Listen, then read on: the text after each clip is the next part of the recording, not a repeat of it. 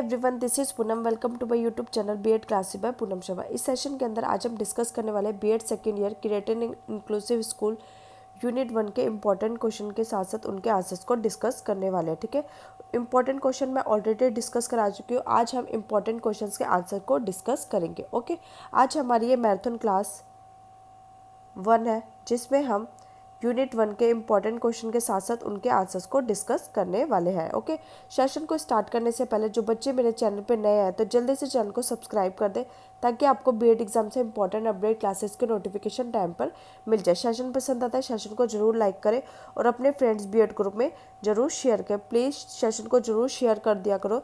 जितना अच्छा आप रिस्पॉन्स करोगे मैं उतनी ही आपको मैराथन क्लास प्रोवाइड कराऊंगी। ओके, चलिए आज का हम सेशन स्टार्ट करते हैं। यूनिट 1 से पहला क्वेश्चन इंपॉर्टेंट था हमारा, define inclusive education, describe the characteristics, needs and importance of inclusive education, also describe the models of inclusive education. सबसे पहले हम क्वेश्चन नंबर 1 के आंसर को डिस्कस करते हैं। ये आपका मोस्ट इंपॉर्टेंट क्वेश्चन है। इस क्वेश्चन को आपको जरूर अपने एग्जाम के लिए प्रिपेयर करना है क्योंकि आपकी सब्जेक्ट ही इस पर आधारित है। ओके, चलिए क्वेश्चन नंबर 1 के आंसर को डिस्कस करते हैं। इंक्लूसिव एजुकेशन, समावेशी शिक्षा, इसमें हम सबसे पहले इसके मीनिंग को डिस्कस करेंगे, फिर इसकी डेफिनेशन, फिर इसके कैरेक्टरिस्टिक, फिर इसके ऑब्जेक्ट्स को डिस्कस करेंगे और लास्ट में हम इसके प्रिंसिपल को डिस्कस करने वाले हैं। ठीक है, इंक्लूसिव एजुकेशन होता क्या? समावेशी शिक्षा। समावेशी शिक्षा वह शिक्षा होती है जब एक कक्षा में सामान्य और विशिष्ट बालक को दोनों को शिक्षा दी जाती है, उसी को हम समावेशी शिक्षा कहते हैं। जो विशिष्ट बालक है उनको अलग नहीं किया जाता है बल्कि एक ही कक्षा में दोनों को एक साथ शिक्षा दी जाती है। ठीक है, उसे हम समावेशी शिक्षा कहते हैं। अब आपको अपने एग्जाम में कैसे लिखना है? समावेशी शिक्षा को अंग्रेजी में इंक्लूसिव एजुकेशन कहा जाता है, जिसका अर्थ है सामान्य तथा विशिष्ट बालक किसी भेदभाव के एक ही विद्यालय में शिक्षा ग्रहण करना। शिक्षा में समावेशन से तात्पर्य सभी छात्रों को शिक्षा और सीखने के समान अवसर पहुंचने और प्राप्त करने में सक्षम होना। ये परिभाषा आप पढ़ लेंगे। ओके, समावेशी शिक्षा की विशेषताएं क्या होंगी? समावेशी बच्चे केवल विकलांग बच्चों के लिए ही नहीं बल्कि सभी के लिए विद्यालयों में सब हेतु शिक्षा। ठीक है, सबके लिए ही शिक्षा है। केवल विकलांग बच्चों के लिए सामान्य और विशिष्ट दोनों ही बालक एक ही विद्यालय में पढ़ेंगे। समावेशी शिक्षा अलगाव को विरोध करती है। ठीक है, हमें बच्चों को विशिष्ट बालकों को हमें अलग नहीं करना है, सेग्रीगेट नहीं करना। अगर हम उनको अलग कर देंगे तो उनके अंदर इन्फीरियरिटी आ जाएगी। ठीक है, तो उसको हमें नहीं करना है। बच्चों को सबको एक साथ शिक्षा प्रदान करनी है, यही समावेशी शिक्षा का उद्देश्य है। सभी छात्रों के लिए विद्यालय में सब हेतु शिक्षा है। Education for all in the school for all and welcome. ठीक है, सभी छात्रों के विद्यालय में सबकी शिक्षा के लिए स्वागत है। शिक्षा का समान अवसर दिया जाएगा, सभी को शिक्षा का समान अवसर दिया जाएगा। गुणवत्ता शिक्षा प्रदान करना, माता पिता और समाज की भागीदारी और स्वस्थ वातावरण दिया जाएगा। अब इसके ऑब्जेक्टिव्स क्या है, उद्देश्य क्या है? एजुकेशन फॉर ऑल, सभी के लिए शिक्षा, कौशलों की पहचान करना, चुनौतियों के लिए तैयार करने के लिए। ठीक है, शिक्षा की गुणवत्ता में सुधार करने और भाईचारे का विकास करने और अधिकारों की रक्षा करने के लिए इंक्लूसिव एजुकेशन का मुख्य उद्देश्य है। अब हम इसकी समावेशी शिक्षा के महत्व क्या क्या है उसको हम पढ़ लेते हैं। समावेशी शिक्षा व्यवस्था के माध्यम से समावेशी शिक्षा बालकों के लिए एक ऐसा अवसर प्रदान करता है जिसमें अपंग बालकों को सामान्य बालकों के साथ मानसिक रूप से प्रगति प्राप्त करने का अवसर मिलता है। समावेशी शिक्षा के द्वारा बालकों में एकता या समानता का विकास होता है क्योंकि बच्चों को एक ही कक्षा में सामान्य बालकों के साथ शिक्षा दी जाती है तो बच्चों को क्या होता है, सीखने के अवसर मिलते हैं। ठीक है, बच्चों के अंदर हीन भावना नहीं आती है। ठीक है, बालक एक दूसरे से सीखते हैं, एकता और समानता का विकास होता है और इसमें बालक किसी को भी किसी से कम नहीं समझते हैं, विशिष्ट बालक। ठीक है, इसमें सामान्य तथा विशिष्ट दोनों ही बालक एक साथ पढ़ते हैं, इसलिए शिक्षा कम खर्चीली होती है। समावेशी शिक्षा के द्वारा बालकों को मानसिक विकास के अंदर नैतिक विकास, सामाजिक विकास और आत्मसम्मान की भावना का भी विकास सही रूप में किया जाता है। जहाँ सभी बालक एक साथ शिक्षा ग्रहण करते हैं वही प्राकृतिक वातावरण का विकास होना निश्चित होना है। यही शिक्षा समायोजन की समस्या दूर करने के लिए महत्वपूर्ण होता है। कब? क्योंकि सभी बच्चे एक साथ शिक्षा ग्रहण कर रहे हैं तो समाज के साथ एडजस्ट करना बच्चे सीख जाते हैं। प्रिंसिपल ऑफ इंक्लूसिव एजुकेशन, समाजिक शिक्षा के सिद्धांत क्या है? प्रिंसिपल ऑफ टीचिंग ऑल सभी बच्चों को एक साथ पढ़ा रहे हैं, ठीक है। Principle of exploring multiple identities, विविधता को खोजने का सिद्धांत है। Principle of non discriminative education, ठीक है, हमें विशिष्ट बालकों के साथ बिल्कुल भी भेदभाव नहीं करना है, ठीक है, और उनका मानसिक विकास करना है। प्रिंसिपल ऑफ इक्वालिटी, ठीक है, शिक्षा पाने का सभी को समान अधिकार है, तो शिक्षा सभी को मिलनी चाहिए, ठीक है। Principle of promoting social justice, सामाजिक न्याय को बढ़ावा देने का सिद्धांत। और 6 है आपका प्रिंसिपल ऑफ पेरेंटल कोऑपरेशन, अभिभावक। अब हम डिस्कस करते हैं आंसर नंबर 2 को, जो हमारा टॉपिक है विजुअल इम्पेयरमेंट, दृष्टिबाधित, दृष्टि दोष, दृष्टि हानि क्या होती है। सबसे पहले हम इसके मीनिंग को पढ़ेंगे, फिर इसकी डेफिनेशन, फिर इसके कैरेक्टरिस्टिक, फिर इसके कॉजेज को डिस्कस करने वाले हैं। दृष्टि दोष, इसके आपको नाम से ही क्लियर हो गया, दृष्टि दोष बालक, विजुअल इम्पेयरमेंट बालक उन बालकों को कहा जाता है जिनको देखने में दिक्कत आती है या उनको कम दिखाई देता है, ठीक है, उनको हम बोलते हैं विजुअल इम्पेयरमेंट, या फिर वो बिल्कुल भी नहीं देख सकते हैं, ठीक है। जब बालकों को देखने में दिक्कत आती है, उन्हें ढंग से दिखाई नहीं देता है, तो ऐसे बालकों को दृष्टि दोष बालक कहा जाता है, ठीक है। अब दृष्टि दोष आपको अपने एग्जाम में कैसे लिखना है? दृष्टि दोष बालक वह बालक होते हैं जो नंगी आंखों से नजदीक या दूर की वस्तु को स्पष्ट रूप से देख नहीं पाते हैं। ऐसे बालक ऐनक की सहायता से वस्तु को देख सकते हैं तथा पढ़ भी सकते हैं। इनमें से कुछ बालक ऐसे हैं जो विशेष रूप से मोटे अक्षरों पे छपी किताबों को पढ़ सकते हैं। इन्हें हम आंशिक रूप से दृष्टिदोष बालक कहते हैं। जिनकी आंखों की रोशनी कम होती है उनको हम आंशिक रूप से दृष्टिदोष बालक कहते हैं। कुछ बालक जन्म से ही अंधे होते हैं, वो पूर्ण अंधे होते हैं, ब्लाइंड एकदम, उनको कुछ भी नहीं दिखाई देता है। या फिर जिन बच्चों की आंखों की रोशनी किसी दुर्घटना बीमारी में चली गई हो, ठीक है। अब इसकी डेफिनेशन आप पढ़ लीजिएगा, ठीक है। स्नेलर चार्ट, स्नेलर चार्ट एक प्रकार का परीक्षण होता है जिससे आंखों की जांच की जाती है। जिनकी दूर की आंखों की रोशनी खराब होती है, ठीक है, उसको मापने के लिए स्नेलन चार्ट का प्रयोग किया जाता है। इस चार्ट का पहला अक्षर ई होता है। सामान्य दृष्टि वाला इस अक्षर को 200 फुट की दूरी से पढ़ लेता है, लेकिन जिसकी दृष्टि दोष है वो 20 फुट की दूरी तक भी नहीं इसको पढ़ पाता है, ठीक है। अब दृष्टि दोष बालकों का वर्गीकरण, ठीक है। दृष्टि दोष बालकों का वर्गीकरण 2 प्रकार से किया जाता है, एक आंशिक रूप से दृष्टिबाधित और एक गंभीर रूप से दृष्टिबाधित। आंशिक रूप से दृष्टिबाधित उन्हें कहते हैं जो दूर की वस्तु को या पास की वस्तु को अच्छे से नहीं देख पाते हैं, ठीक है। और पूर्ण अंधे उन बालकों को कहा जाता है जो जन्म से ही अंधे होते हैं, ठीक है, या जन्म के पश्चात किसी चोट, दुर्घटना, बीमारी के कारण उनकी आंखों की रोशनी चली जाए। यह बालक सुनकर या ब्रेल लिपि के द्वारा ही पढ़ सकते हैं। इनकी पूर्णता इन्हीं ज्ञानेंद्रियों पर निर्भर रहना पड़ता है।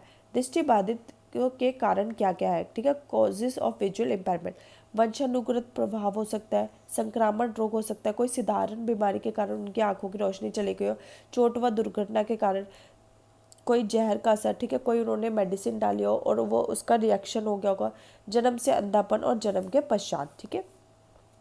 अब दृष्टिबाधित बालक को हमने दो प्रकार में होते हैं, ठीक है, आंशिक रूप से और गंभीर रूप से। कैरेक्टरिस्टिक्स ऑफ विजुअल इम्पेयरमेंट, ठीक है, ऐसे बालकों को हम कैसे पहचान कर सकते हैं, उनके क्या क्या लक्षण देख सकते हैं। श्यामपट्ट पर लिखी बातों को पढ़ने में कठिनाई, ठीक है, टीचर ने ब्लैक बोर्ड पर लिखा, उसको पढ़ने में उनको प्रॉब्लम आ रही है।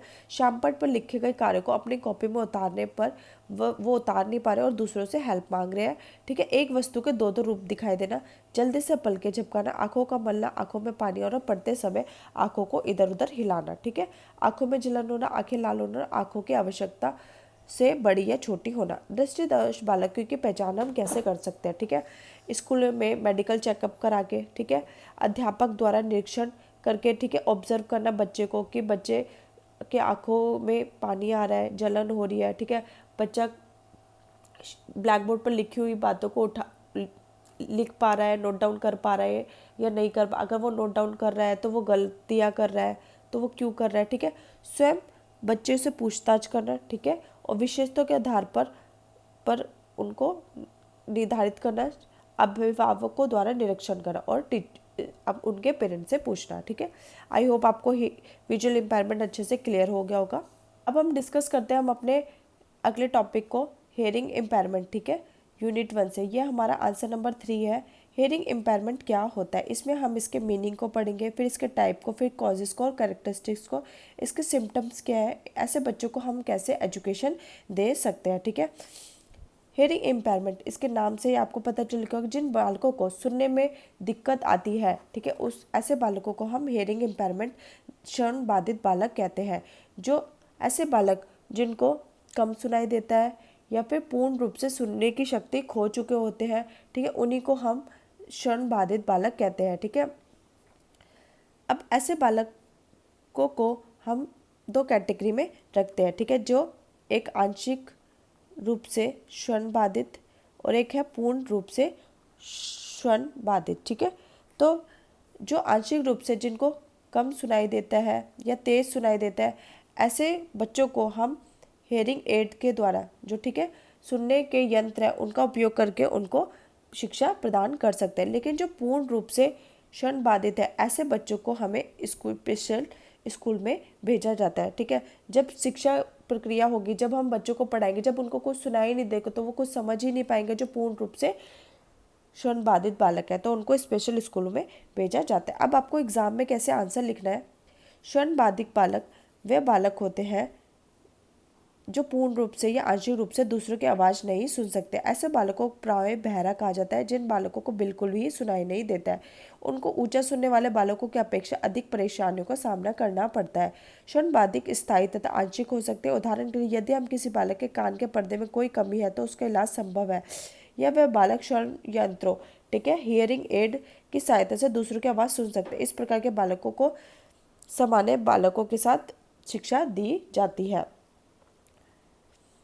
अब टाइप्स ऑफ हियरिंग इम्पेयरमेंट क्या, पूर्ण बहरे जिनको बिल्कुल भी सुनाई नहीं देता है, ठीक है, आंशिक बहरे जिनको थोड़ा थोड़ा सुनाई देता है। ठीक है, अब इसके अंदर देखेंगे, अब हियरिंग इम्पेयरमेंट में भी 5 कैटेगरीज होते हैं। माइल्ड हियरिंग लॉस, जिनकी सुनने की क्षमता 40% तक चली गई है, ठीक है, जिनको हम धीरे या तेज बोलेंगे तो उनको सुनाई दे जाएगा। ठीक है, कम श्रवण बाधिता, ठीक है, जिनकी सुनने की क्षमता 40 से 50% चली गई है, ठीक है, और बच्चों की सुनने की शक्ति 30 से 40 डेसिबल तक का नुकसान होता है और उनको सामान्य दूरी पर वार्तालाप सुनने की समस्या होती है। इस प्रकार के बालक सुनने के यंत्र का उपयोग करके सुन सकते हैं। अधिक श्रवण बाधिता, ठीक है, सर्वली हियरिंग लॉस, ऐसे बालकों की 70 से 75% तक सुनने की क्षमता जा चुकी होती है। ठीक है, तो ऐसे बालक सुन नहीं सकते, उन्हें भाषा कभी समझने में परेशानी होती है। अब गंभीर श्रवण बाधित, ऐसे बच्चों की जो 100% सुनने की क्षमता जा चुकी होती है, और पूर्णतः श्रवण बाधिता में भी 100% सुनने की क्षमता जा चुकी होती है, ये पूर्ण रूप से बहरे होते हैं। अब कॉजेज ऑफ हियरिंग इम्पेयरमेंट, श्रवण बाधिता के कारण क्या हो सकते हैं, वंशानुगत हो सकते हैं। ठीक है, ऐसे रोग जो एक पीढ़ी से दूसरे पीढ़ी में ट्रांसफर होते हैं वो वंशानुगत रोग कहलाते हैं। छूत की बीमारी, ठीक है, कि ठीक है, फिर थर्ड आपका दवाइयाँ ड्रग्स, ठीक है, प्रेगनेंसी के टाइम में महिला ने ज़्यादा दवाइयों का यूज़ किया हो, ठीक है, इससे बच्चों की सुनने की क्षमता भी चली जाती है। कुपोषण, न्यूट्रिशन ना मिलना, जर्मन खसरा, असुरक्षित प्रसव, अनसेफ डिलीवरी और जन्म के समय या फिर जन्म के पश्चात। ठीक है, अब इसके कैरेक्टरिस्टिक्स को पढ़ लेते हैं। Characteristics, identification, testing, education, role of teacher, ठीक है, आपको इसमें यही आंसर लिखना है। अध्यापक के होठों की गतिविधि और उनके हावभाव की तरफ ध्यान देते हैं ऐसे बालक। अध्यापक को बार बार दोहराने को कहते हैं, मैम प्लीज़ एक बार और एक्सप्लेन कर दीजिए, एक बार और बता दीजिए, क्योंकि उनको ठीक से सुनाई नहीं देता। इन्हें भाषा का पूरा ज्ञान नहीं हो पाता है, क्योंकि उनको जब कक्षा में जो बात हो रही है उनको समझ ही नहीं आ रहा। ठीक है, तो कक्षा में अपने आप को सुस्त व असामान्य महसूस करते हैं। ठीक है, कुछ समझ नहीं आता इनको, कुछ बातें समझ आती है, कुछ बातें नहीं समझ आते। इनके व्यवहार में निरंतर एकाग्रता नहीं होती। समान ध्वनि के शब्दों में ये कंफ्यूज रहते हैं, शब्दों के सही उच्चारण में कठिनाई होते हैं और बहुत अधिक धीरे बोलते हैं। श्रवण बाधितों की जांच हम कैसे कर सकते हैं, विकासात्मक परिणाम द्वारा, मनोडाली परीक्षण वाला, मेडिकल परीक्षण, बालक का इतिहास अध्ययन। ठीक है, श्रवण बाधित बालकों की शिक्षा की व्यवस्था, education for children with hearing impairment. अध्यापक को चाहिए कि ऐसे बालकों को पढ़ाते समय चार्ट, ब्लैक बोर्ड, रंगीन चौक ज़्यादा से ज़्यादा इस्तेमाल करें, बोलते समय छोटे छोटे वाक्यों का प्रयोग करें। ठीक है, उनको सुनाई नहीं सकता लेकिन दिखाई तो सकता है, तो टीचर को अपने टीचिंग एड में चार्ट, ठीक है, ब्लैक बोर्ड, रंगीन चौक आदि का यूज़ करना चाहिए पढ़ाते वक्त। ठीक है, कक्षा में ऐसे बालकों को आगे बिठाना चाहिए और कमरे में अध्यापक की आवाज़ गूंजनी चाहिए। अध्यापक को पढ़ाते समय अमेरिकी चीन भाषा का भी प्रयोग ज़्यादा से ज़्यादा करना चाहिए और साइन लैंग्वेज करनी चाहिए। ठीक है, हाथ, उंगली तथा बाजू आदि का प्रयोग शब्द या वाक्यों के लिए करना चाहिए। जिन बालकों को क्षण बाधिता बहुत अधिक है वे सामान्य बालकों के साथ नहीं पढ़ सकते, उन बालकों को विशेष स्कूल में भेजना चाहिए। Mental retardation. अब हम अपने टॉपिक आंसर नंबर 4 में मेंटल रिटार्डेशन मानसिक मंदता को डिस्कस करते हैं। ओके, मेंटल रिटार्डेशन मानसिक मंदता बालक ऐसे बालक होते हैं जिनका बुद्धि लब्धि सामान्य बालकों से कम होती है। ठीक है, जो अपने डेली बेसिस के कार्य स्वयं नहीं कर पाते और वह समाज में एडजस्ट भी नहीं कर पाते हैं। ठीक है, अब जैसे 10 ईयर का बच्चा है, वो 10 साल के बच्चे की तरह अपने कार्य खुद कर रहा है, सब सारी चीज़ें नॉर्मली वे में कर रहा है। लेकिन जब यही बालक 10 साल का बच्चे 4 साल के बच्चे की तरह कार्य करे, ठीक है, उसके अकॉर्डिंग अपना कार्य करता है, तो वो मेंटल रिटार्डेड चिल्ड्रन कहलाता है। ठीक है, जो बालक अपना कार्य स्वयं नहीं करने पड़ते, ठीक है, जब उनका सारा कुछ तो हमारे दिमाग से होता है, जब वो सही से कार्य नहीं कर पाएंगे तो उनको दूसरों पर निर्भर रहना पड़ता है। ओके, अब आपको अपने आंसर कैसे लिखना है अपने एग्जाम में। मंद बुद्धि का अर्थ है मंद बुद्धि बालक सामान्य बालकों से मंद होते हैं क्योंकि इनकी बुद्धि लब्धि IQ सामान्य बालकों से कम होते हैं। इस प्रकार के बालकों के लिए विशेष पाठ्यक्रम, विशेष प्रशिक्षण प्राप्त अध्यापकों की आवश्यकता होती है। इन बालकों को मंद अधिगामी के नाम से भी पुकारा जाता है। इन बालकों की बुद्धि लब्धि 75 या इससे कम होती है। इस प्रकार के बच्चे मानसिक विकास, शारीरिक संतुलन, सामाजिक संयोजन, रुचियों की भयरूपता में सामान्य बच्चों से कम होती है। ओके, आप इसकी डेफिनेशन को पढ़ लेंगे। फिर मानसिक मान्यता के प्रकार कौन कौन से है। पहला है बुद्धि लब्धि के आधार पर, IQ लेवल के आधार पर बालकों का पहचान की जाती है। ठीक है, अब फिर है आपका शिक्षा के आधार पर, ठीक है, मानसिक न्यूनतम की श्रेणी और लगभग बुद्धि स्तर। जड़ बुद्धि जिनमें बिल्कुल भी नहीं है 0 से 90, हीन बुद्धि 20 से 49, दुर्बल बुद्धि 50 से 69, मंद या पिछड़ा 70 से 80 जिनका बुद्धि लब्धि होती है। फिर जड़ या मूर्ख बुद्धि किसे कहते हैं, इडियट्स। इस वर्ग के बच्चों की बुद्धि लब्धि IQ 20 से 25 तक रहती है। ये मूर्ख निम्न श्रेणी के होते हैं। इस प्रकार के बच्चों को कोई भी कार्य स्वयं नहीं करने पड़ते और वह दूसरों पर निर्भर रहते हैं, जैसे खाना भी खिलाना पड़ता है और कपड़े भी दूसरे द्वारा पहनाए जाते हैं। कम या मूढ़ बुद्धि। इस वर्ग के बच्चों की बुद्धि लब्धि सीमा 26 से 50 तक होती है। ये बच्चे पढ़ लिख नहीं सकते। इस प्रकार के बच्चे दूसरों की सहायता की आवश्यकता पड़ती है, ये खुद देखभाल नहीं कर सकते। असहाय मूर्ख बुद्धि। इनकी बुद्धि लब्धि 51 से 70 तक होती है। इस प्रकार के बच्चे पढ़ने लिखने में कम सक्षम होते हैं, सीखने की समस्या उत्पन्न होती है। इनको विशेष परीक्षण प्रदान करने, व्यवसाय करने के लिए तैयार किया जाता है, जिससे वे अपनी भावी जीवन जी सके और अपनी रोजगार कमा सके। सीमांत बच्चे, बॉर्डर लाइन केसेस। इस प्रकार के बच्चों की बुद्धि लेवल 71 से 80 के बीच में होता है। ऐसे बालक कक्षा में अन्य बच्चों के साथ नहीं चल पाते। ये जनसंख्या का अधिकतर हिस्सा होते हैं। ये सामान्य बालक जैसे क्षमता और योग्यता के बीच निकट होते हैं। फिर है गंभीर मानसिक बुद्धि लब्धि के आधार। ठीक है, basis of severely perform mentally retarded children. ठीक है, अल्प रूप से मंद बुद्धि बालक, माइल्डली मेंटली रिटायर्ड चिल्ड्रन। इस स्तर पर बच्चों की बुद्धि लब्धि 55 से 69 तक होती है। इस स्तर पर किसी स्पेशल शिक्षा प्रोग्राम द्वारा बच्चों को शिक्षा प्रदान की जाती है। फिर है मध्यम रूप से मंद बुद्धि बालक। इस स्तर पर बच्चों की बुद्धि लब्धि 40 से 54 के बीच में रहती है। इसमें TMRB कहा जाता है। इस स्तर पर 10% संख्या इसमें पाई जाती है। गंभीर मानसिक मंदता। इस स्तर के बच्चों की लब्धि 20 से 30% तक होती है। केवल 3 से 4% जनसंख्या का हिस्सा होता है। उच्च गंभीर मानसिक मंदता, प्रोफाउंड मेंटल रिटार्डेशन। इस स्तर पर बच्चे की बुद्धि लब्धि 20 से कम होती है। केवल 2% जनसंख्या इस स्तर पर देखने को मिल सकती है। ये व्यक्ति साधारण से साधारण काम भी स्वयं नहीं कर पाते हैं। ठीक है, जैसे खुद से कपड़े पहनना, नहाना धोना भी खुद नहीं कर पाते हैं। मंद बुद्धि की विशेषताएं देख लेते हैं। अधिगम में धीमी गति, स्लो लर्निंग करते हैं, दूसरों पर निर्भर रहते हैं, सीमित बुद्धि होती है, 70 से कम होती है, निरंतर अस्वस्थ अनहेल्दी रहते हैं। ठीक है, एवं धीमी प्रतिक्रिया, स्लो रिएक्शन करते हैं, समाज के साथ समायोजन स्थापित नहीं कर पाते हैं, धीमी विकास गति होती है और समाज और संवेगात्मक अस्थिरता रहती है, ठीक है। उनको कब किस समय कौन सा इमोशन एक्सप्रेस करना है उनको नहीं पता रहता और उनकी अनस्टेबिलिटी होती है। मंद बुद्धि के कारण क्या वंशानुक्रम एक पीढ़ी से दूसरी पीढ़ी तक होने वाला रोग शारीरिक कारक हो सकता है, संवेगात्मक कारक हो सकता है, ठीक है। ओके, आई होप आपको मेंटल रिटार्डेशन आपको अच्छे से समझ आ गया होगा। चलते हैं एक नए टॉपिक पे। अब हम नेक्स्ट टॉपिक डिस्कस करते हैं लर्निंग डिसेबिलिटी, अधिगम असमर्थता। अधिगम असमर्थता ऐसे बालकों को कहते हैं जिनको अधिगम मतलब सीखने में कठिनाइयों का सामना करना पड़ता है, उन्हीं बालकों को अधिगम असमर्थता कहते हैं। अब आपको अपने एग्जाम में कैसे लिखना है, अधिगम असमर्थता लर्निंग डिसेबिलिटी का संबंध सीखने की समस्याओं का होता है। सीखने विकलांग बच्चों को जो एवरेज इंटेलिजेंस औसत खूबियों के साथ कर रहे हैं उन्हें आमतौर पर पढ़ने लिखने वर्तनी स्पेलिंग्स में मैथ में भाषा कौशल आदि में कठिनाइयों का सामना करना पड़ता है। यहाँ यह बताना जरूरी है कि इन बच्चों को उचित अकादमिक और पारिवारिक माहौल के बावजूद भी दिक्कतों का सामना करना पड़ता है। इन कठिनाइयों का कारण मुख्य रूप से मस्तिष्क को भाषा क्षेत्र में शिथिलता डिसफंक्शन के कारण होता है।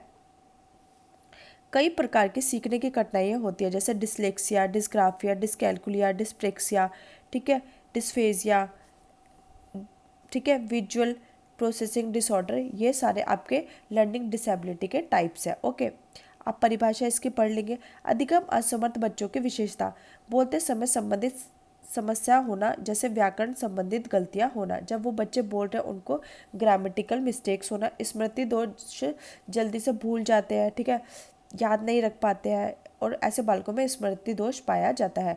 स्वयं के प्रति लापरवाह होना, किसी भी कार्य को करने की गति धीरे होना, स्लो लर्नर्स होना, कोई भी कार्य उनको दिया जाए छोटा सा ही कार्य वो उसमें भी बहुत ज़्यादा समय लगा देते हैं। किसी भी कार्य को करते समय एक से अधिक बार प्रयास करना, एक बार में उसको कंप्लीट नहीं कर पाते हैं, 2-3 बार में या फिर इससे ज़्यादा बार में वो कर पाते हैं। पाठन सामग्री को पढ़ते समय गलतियाँ करना, कोई भी लेसन पढ़ रहा है उसमें क्या कर रहे हैं वो मिस्टेक कर रहे हैं, बिना किसी बाहरी सहायता के स्वयं कार्य करने में असक्षम होते हैं, अक्षरों में अंतर नहीं कर पाते, जैसे बी को डी पढ़ेंगे या लिखेंगे, ठीक है, वॉस को सौ पढ़ेंगे या लिखेंगे, ठीक है। तो ध्यान का अभाव या असावधान होना, ठीक है। अधिगम असमर्थता के प्रकार कौन कौन से होते हैं, डिसलेक्सिया, जिनको पढ़ने से संबंधित प्रॉब्लम होती है, ठीक है, उनको हम डिसलेक्सिया कहते हैं, ठीक है। रीडिंग से रिलेटेड प्रॉब्लम होती है उसे हम डिसलेक्सिया कहते हैं। अब डिस्ग्राफिया, ग्राफ किससे बनाते हैं हम, राइटिंग से, ठीक है, तो जिनको लिखने संबंधित प्रॉब्लम होती है उसको हम डिस्ग्राफिया कहते हैं। डिसकैलकुलिया, कैलकुलेशन हम किस में करते हैं, मैथ्स में करते हैं, जिनको मैथ्स में प्रॉब्लम होती है उसे हम डिसकैलकुलिया कहते हैं। डिस्प्रेक्सिया, जिसमें बच्चों के हाथ पैर शरीर से जुड़े जो गतिविधियां की जाती है उनमें कठिनाई आना, जैसे टाई नहीं बांध पाते, शू लेसेस नहीं बांध पाना, ठीक है। अफेजिया, बोलने से संबंधित विकार, ठीक है, जब वो बात करते हैं तो उनको कम्युनिकेशन करने में बातचीत करने में प्रॉब्लम आती है, ठीक है। ADHD, attention deficient hyper activity disorder, इस विकृति में बच्चा एक जगह पर ध्यान लगाकर नहीं बैठ सकता है, ठीक है, बहुत ज़्यादा सक्रिय होगा या फिर बहुत ज़्यादा, ठीक है, बहुत ज़्यादा एक्टिव रहता है और कहीं भी रुक नहीं सकता है, ठीक है, उसको गुस्सा भी जल्दी आता है और कार्य भी वो जल्दी जल्दी करते हैं। अधिगम असमर्थता के कारण, ठीक है, आपने नोटिस किया होगा जो जितनी भी मैंने आपको डिसेबिलिटी कराई है उसमें कारण क्या है, कुछ कुछ सेम ही है, ठीक है। आनुवंशिक कारण ये आपको सब में लिखना है, जन्म से पहले, जन्म के समय, जन्म के पश्चात, ठीक है, ये सब आपका क्या कार्य है, ठीक है, कारण है। अब हम पढ़ते हैं हमारे मल्टीपल डिसेबिलिटी। जब एक बालक को एक से अधिक डिसेबिलिटी हो जाती है उसी को हम क्या कहते हैं, मल्टीपल डिसेबिलिटी कहते हैं, ठीक है। बहुबाधिता से तात्पर्य ऐसे बालकों से होता है जो एक से अधिक प्रकार की बाधिताओं से पीड़ित होते हैं, तो ऐसे बालक को बहुविकलांग बालक के नाम से भी जाना जाता है। ऐसे बालक में एक से अधिक विकलांगता हो सकती है, या तो कोई बच्चा दृष्टि बाधित अस्थि बाधिता से पीड़ित हो, ठीक है, जिसको दृष्टि दोष भी हो और अस्थि बाधिता से भी पीड़ित हो, ठीक है, ऑर्थोपेडिक डिसेबिलिटी भी हो, या फिर कोई अन्य बच्चा श्रवण व वाणी बाधित हो, ठीक है, उसे दिखाई भी नहीं दे रहा और वो बोल भी नहीं सकते, ऐसे पीड़ित हो। परिभाषा आप पढ़ लीजिएगा। बहुविकलांगता के प्रकार कौन कौन से, दर्शन अक्षम एवं दृष्टिबाधित, हेयरिंग एंड विजुअल इम्पेयरमेंट हो, मानसिक मंद श्रवण अधम और दृष्टिबाधित, ठीक है, मेंटल रिटार्डेड हो, विजुअल इम्पेयरमेंट हो और हेयरिंग इम्पेयरमेंट हो, ठीक है, बोल भी नहीं सकता, देख भी नहीं सकता और सुन भी नहीं सकता और IQ लेवल भी कम है, ठीक है, ये सारी मानसिक मंदता हो। मानसिक मंद और दृष्टिबाधित हो, प्रमस्तिष्क पक्षाघात, ठीक है, सेरेब्रल पाल्सी या मानसिक मंदता हो, गामक अक्षम, क्षण अक्षम और दृष्टि बाधित हो, और मानसिक मंद व शारीरिक अक्षम हो, ठीक है। अब कैरेक्टरिस्टिक ऑफ मल्टीपल चिल्ड्रन कौन कौन से होते हैं?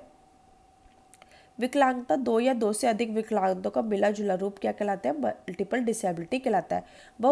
विकलांगता बच्चों को शारीरिक विकास की प्रक्रिया बहुत धीमी होती है, जो उनका फिजिकल डेवलपमेंट होता है वो बहुत धीरे होता है, जैसे गर्दन नियंत्रण करना, बैठना, घुटनों को बल चलना, खड़ा होना आदि में उनको कठिनाइयाँ आती है। कार्य के छोटे छोटे चरण को सीखने में अधिक समय लेते हैं एवं जल्दी भूल जाते हैं और उन्हें सीखने के लिए अधिक से अधिक मदद की जरूरत होती है।